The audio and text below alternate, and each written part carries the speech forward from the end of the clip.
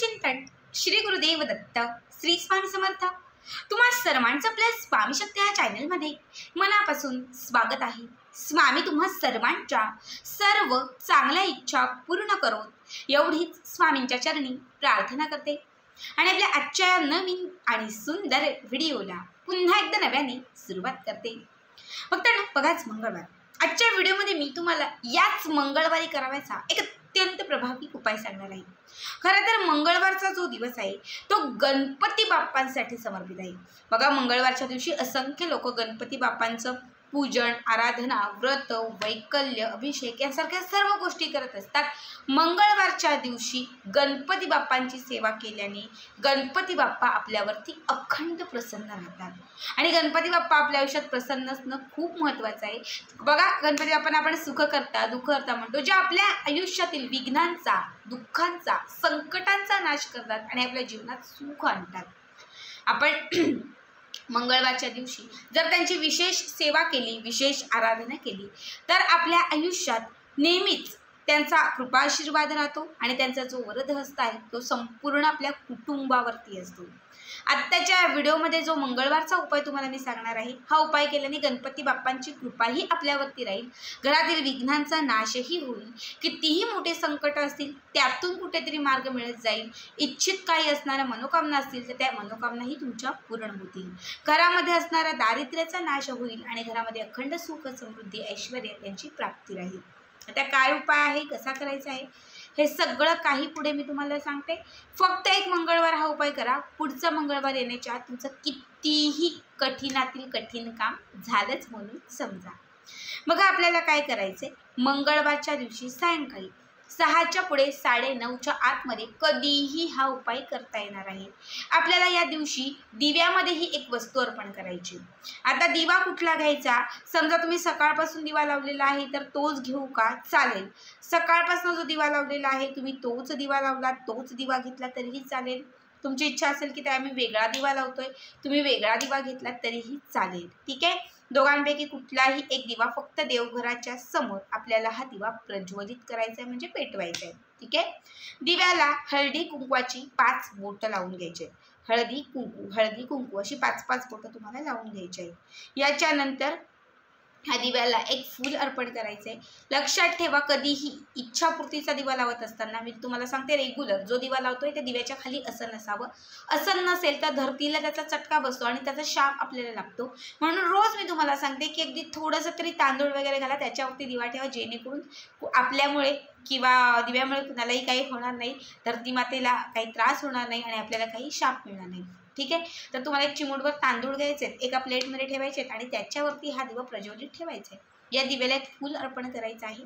त्याच्यानंतर या दिव्यामध्ये एक चिमूटभर तुम्हाला अगदी एकच चिमूटभर तुम्हाला याच्यामध्ये जे सफेद रंगाचे, व्हाईट रंगाचे जे तीळ असतात हे तीळ घालायचे। एक चिमूटभर तीळ घालायचे, एक चिमूटभर पिवळ्या रंगाची जी मोहरी असते ही मोहरी घालायची आहे, एक अख्खं लवंग घालायचं आहे आणि त्याच्यासोबत एक दालचिनीचा, अख्खी व्यवस्थित असणारी जी दालचिनी असते बघा, या दालचिनीचा एक छोटासा तुकडा तुम्हाला याच्यामध्ये घालायचा आहे, अगदी थोडासा मोडा आणि तो त्याच्यात घाला। एवढ्या वस्तू फक्त आपल्याला त्या दिव्यामध्ये घालायच्या आहेत, ठीक आहे। आता त्याच्यानंतर पुढचा मेन उपाय, एक छोटीशी वाटी घ्यायची, त्या वाटीमध्ये 108 हिरव्या मुगाचे दाणे घ्यायचे। बघा, गणपती बाप्पांच्या सेवेत हिरव्या मुगाचे उपाय हे अत्यंत प्रभावी मानले जातात। हिरवे मूग हे बाप्पांना अत्यंत प्रिय आहेत आणि मंगळवारच्या दिवशी केलेली हिरव्या मुगाची रेवडी ही अत्यंत पॉवरफुल असते। आपल्याला 108 हिरव्या मुगाचे दाणे घ्यायचे आहेत। त्याच्यासोबत आपल्याला एका वाटीत शेंदूर घ्यायचा आहे। ज्यांच्याकडे शेंदूर नसेल त्यांनी कुंकू घेतलं तरीही चालेल।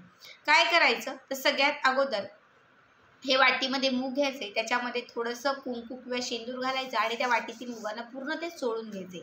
शेंदुरामध्ये किंवा कुंकवामध्ये संपूर्ण लाल रंगाचे ते मूग करायचे। त्याच्यानंतर आपल्या हातावरती यातील एक मुगाचा दाणा घ्यायचा, गणपती अथर्वशीर्ष म्हणायचं आणि तो दाणा दिव्यात अर्पण करायचा। पुन्हा गणपती अथर्वशीर्षाची पुढची ओवी म्हणायची, म्हणजे पुढची ओळ म्हणायची, पुन्हा दुसरा दाणा अर्पण करायचा। असे 108 मुगाचे दाणे पूर्णपणे त्या दिव्यामध्ये अर्पण करेस्तोवर, म्हणजे त्या दिव्यामध्ये पूर्ण दाणे एक एक करत अर्पण करेपर्यंत तुम्हाला संपूर्ण 1 वेळा, 3 वेळा, 7 वेळा किंवा 11 वेळा गणपती अथर्वशीर्ष म्हणायचे। तुम्ही 1 वेळा म्हटलं तरीही चालेल, तुम्ही 7 वेळा म्हटलं तरीही चालेल, 3 वेळा म्हटलं तरीही चालेल, 11 वेळा म्हटलं तरीही चालेल. ठीक आहे. हे अथर्व शीर्ष म्हणेपर्यंत तुम्हाला एक एक मुगाचा जो दाणा आहे तो त्या दिव्यात अर्पण करायचा आहे. हे सगळं काही करून झालं की त्याच्यानंतर एक मोठंसं भांडं घ्यायचं, खोलगट भांडं, आणि ते त्या दिव्यावरती ठेवून द्यायचं, म्हणजे झाकून ठेवायचा दिव्या. 1 ते 1.5 तासांनी, कमीत कमी 2 तासांनी ते झाकण काढायचं. काढल्यानंतर त्या दिव्याला त्या भांड्याला एक काजळी तयार झालेली असेल काळ्या रंगाची. ही सगळी काजळी एकत्रित करायची, एका डब्बीमध्ये भरून ठेवायची. जर थोडीशीच झाली असेल तर ती स्वतःच्या कपाळाला लावायची. घरातल्या प्रत्येक सदस्याच्या कपाळ लावायची. घरामध्ये तिजोरी असेल, मुख्य प्रवेशद्वार असेल तर सगळीकडे त्याचा फक्त एक टिक्का लावला तरीही चालेल. आणि जरा जास्त साठली असेल तर ती आपल्या डब्बीमध्ये भरून ठेवायची. जेव्हाही महत्त्वाच्या कामासाठी बाहेर पडाल, यशप्राप्तीच्या कामासाठी बाहेर पडाल, प्रगती करण्यासाठी बाहेर पडाल, तेव्हा प्रत्येक वेळी त्याचा एक टिक्का लावायचा आणि त्याच्यानंतर बाहेर पडायचं. ही काजळी बाहेरील बाधांपासून, शक्तींपासून, नजारबाधेतून सगळ्यापासून तुमचं संरक्षण करत राहील आणि प्रत्येक गोष्टीत तुम्हाला यशाची प्राप्ती करत देईल.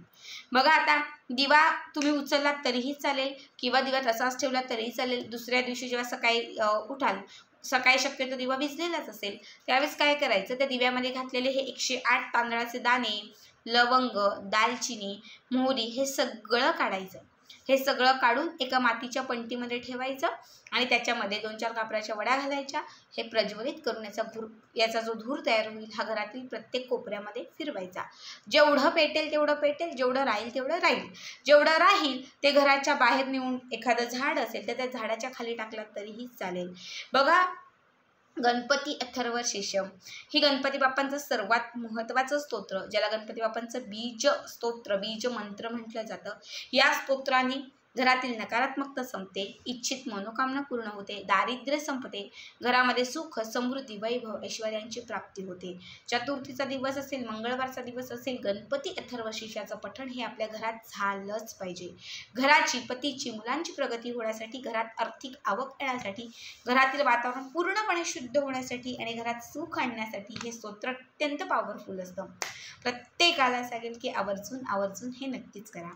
तर आजचा व्हिडिओ कसा वाटला कमेंट करा आणि असेच पुढचे व्हिडिओ पाहण्यासाठी चॅनलला सबस्क्राईब करा. श्री स्वामी समर्थ. जय जय स्वामी समर्थ.